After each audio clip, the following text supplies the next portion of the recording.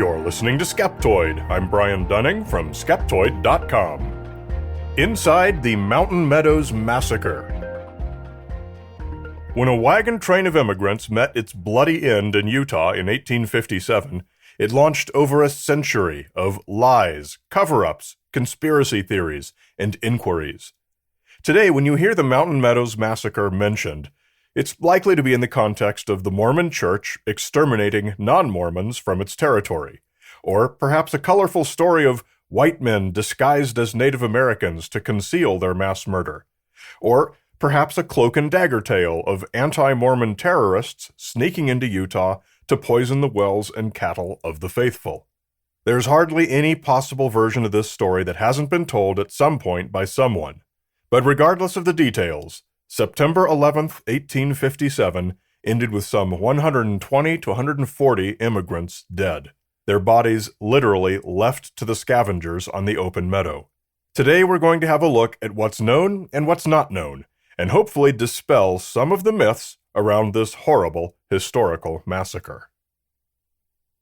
It's best to start out with appropriate modern context and acknowledge that the Church of Jesus Christ of Latter-day Saints, aka the Mormons, issued a, quote, statement of profound regret, if not an apology, for the massacre in 2007, 150 years to the day after it happened. In it, they fully and frankly recognized that it was committed by Mormons. On September 11, 1857, some 50 to 60 local militiamen in southern Utah, aided by some American Indians, massacred about 120 immigrants who were traveling by wagon to California. The horrific crime, which spared only 17 children aged 6 and under, occurred in a highland valley called the Mountain Meadows, roughly 35 miles southwest of Cedar City. The victims, most of them from Arkansas, were on their way to California with dreams of a bright future. What was done here long ago by members of our church represents a terrible and inexcusable departure from Christian teaching and conduct. We cannot change what happened, but we can remember and honor those who were killed here. We express profound regret for the massacre carried out in this valley 150 years ago today, and for the undue and untold suffering experienced by the victims then and by their relatives to the present time. A separate expression of regret is owed to the Paiute people who have unjustly borne for too long the principal blame for what occurred during the massacre. Although the extent of their involvement is disputed, it is believed they would not have participated without the direction and stimulus provided by local church leaders and members. These facts, as stated, do conform to the mainstream secular historical view, so there's no longer any doubt or dispute over who committed the massacre, though it took a century and a half for that to be acknowledged. Yet while the largest question is now finally at rest, other questions, including who is ultimately responsible, do not have such a clear answer. In 1857, the Utah Territory was, for all practical purposes, a theocracy. While it had all the official trappings of United States territory, its civic, judicial, law enforcement, and militia leaders were almost all church officials. The laws and courts of the United States existed, but the only law that anyone paid attention to was that of Brigham Young, prophet and president of the Mormon Church, governor of the Utah Territory, and by all accounts, probably one of the most capable and commanding personalities the world has ever known, in addition to being a serial rapist of multiple underage wives. And squarely upon his shoulders rests the biggest question we need to answer today. Did Brigham Young know about, or perhaps even order, the Mountain Meadows Massacre? Or was it the action of a few rogue individuals? The best way to make this determination, or more accurately to determine whether we'll be able to make such a determination, is to start by looking at the socio-political context in which the massacre happened. It's well known that the Mormons had an uneasy relationship with the Americans, the Mormons' term for everyone else. The history between the two had been bloody. 22 people had died, including Mormon apostle David Patton, in the 1838 Mormon War between Mormons and the people and militia of Missouri, and there had been any number of small skirmishes and acts of violence as the Mormons emigrated from Missouri to Illinois. There, Church founder Joseph Smith and his brother Hiram were lynched. Next, in Arkansas, Church apostle Parley Pratt was murdered. Indeed, Pratt's death came just a few months before the massacre, and hatred for the people of Arkansas simmered hot in the collective Mormon heart. It was not at all insignificant that the victims of the massacre, the 120-plus members of the Baker Fancher Party, were from Arkansas. But the single greatest boiling point was the specter of impending war with the United States. What's now known as the Utah War was just getting underway. This was a mostly cold, tactical standoff between Mormon militia and a number of U.S. Army regiments. In a nutshell, the Army had come to squash the Mormons' contempt for American laws. Polygamy, practiced by the Mormons, was a major issue. So was the Mormons' increasing belief that they were a sovereign state, and their general ignoring of federal statutes in favor of their own theocratic system. 1 month before Mountain Meadows, Brigham Young declared a state of martial law. Its provisions declared, 1. All armed forces of every description were prohibited from coming into the Utah Territory under any pretense whatsoever. 2. All the Utah militia forces were ordered to hold themselves in readiness to march at a moment's notice to repel any and all such invasion. And 3. No person was to be allowed to pass or repass into, through, or from the territory without a permit from the proper officer. In short, tensions were as high as they could possibly get.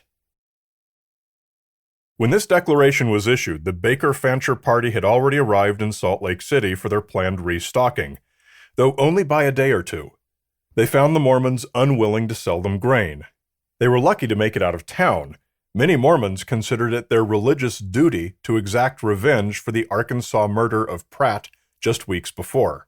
The immigrants left quickly, hoping to buy the needed supplies at Cedar City, 250 miles south. But upon arriving there, they found their welcome was even worse. Rumors about the Baker Fancher Party had arisen. Among these was that certain members had, while in Salt Lake City, boastfully flaunted the actual gun that had killed Joseph Smith. Another was that among the party were militia who had fought the Mormons in the Haun's Hill Massacre during the Missouri Mormon War. One story was that Pratt's wife had been in Salt Lake City and had recognized her husband's murderers among the immigrants.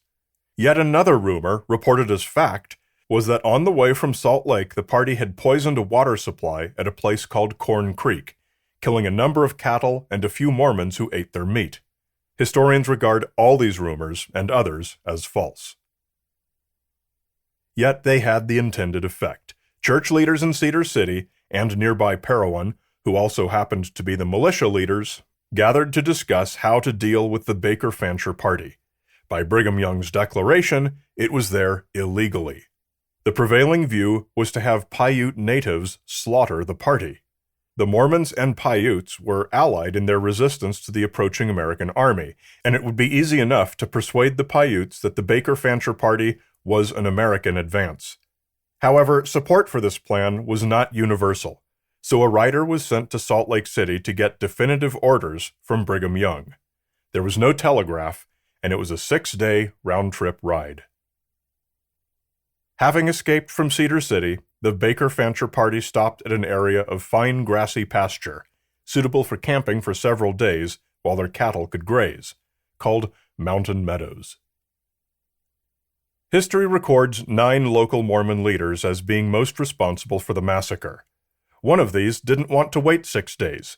He took a party consisting of an unknown number of Paiutes plus an unknown number of militia disguised as natives, and besieged the wagon train. The gunfight lasted 5 days, during which 7 immigrants were killed. The tipping point came when 2 of them tried to make a break to get fresh water. One was killed, the other made it back, but not before seeing that his attackers were white men. When news made it back to Cedar City that their disguise had been blown, the Mormon leaders concluded they had no choice but to leave no witnesses. At that point, the Paiute ruse was dropped, and undisguised militia finished the job. The murders were singularly cold-blooded executions. The immigrants were divided into 3 groups, each of which was marched away from the camp on foot separately. One group consisted of all the adult men, and each was guarded one-on-one with a militiaman. At the shout of an order, each militiaman leveled his gun and executed his man, all at once, and the bodies were left where they fell. There was no battle or siege or fight. In all, as many as 140 were murdered, leaving only 17 children alive, all under the age of 7. Several days later, the writer returned from Salt Lake City with Brigham Young's reply, devastatingly dated September 10th, only 1 day before the massacre was concluded, and thus at least 2 days by horseback too late. Brigham's orders read, in part, "In regard to immigration trains passing through our settlements, we must not interfere with them until they are first notified to keep away. You must not meddle with them. The Indians we expect will do as they please, but you should try and preserve good feelings with them. There are no other trains going south that I know of. If those who are there will leave, let them go in peace." Taken together with the other evidence, this letter informs the prevailing opinion among historians that neither Brigham Young nor any of the most senior church officials either knew about or condoned the Mountain Meadows massacre. It's also generally accepted that Brigham would have stopped it if he could have. Quite a few massacre participants were excommunicated from the church. 9 were criminally indicted for murder or conspiracy, not insignificant since the church and Utah's legal system were essentially one and the same. However, only 1 man was convicted, and though he was the one most directly responsible and was executed, the lack of additional convictions seems a clear dereliction of duty by the church. There are some theories that Brigham's original letter, which does not survive, may have also contained other instructions that perhaps did give more license to the murderers than is known. Another theory, as asserted by the man who was executed, was that Brigham had given standing orders for any such parties to be wiped out. Both theories are without evidence. Nevertheless, most historians still lay the ultimate blame for the massacre on the church itself, and on Brigham Young, for having created the conditions which drove the men of Cedar City. This much larger question of judgment is one that this podcast does not take a hand in, but rather these are the basic historical facts for the philosophers to do what they will with.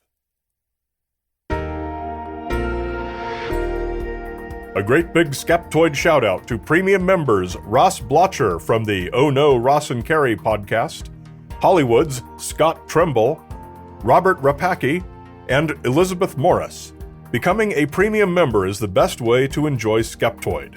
Not only do you get a special podcast feed with more than 10 times as many episodes, all ad-free, you can also get the nifty Skeptoid USB 3.0 flash drive, preloaded with all the podcasts and movies we've ever produced. It's easy to get. Just come to Skeptoid.com and click Go Premium. And remember, we always do our best to publish any corrections. So if you find an error in any Skeptoid episode, come to Skeptoid.com/corrections to report it, and I'll include it in an upcoming corrections episode. You're listening to Skeptoid, a listener-supported program. I'm Brian Dunning from Skeptoid.com.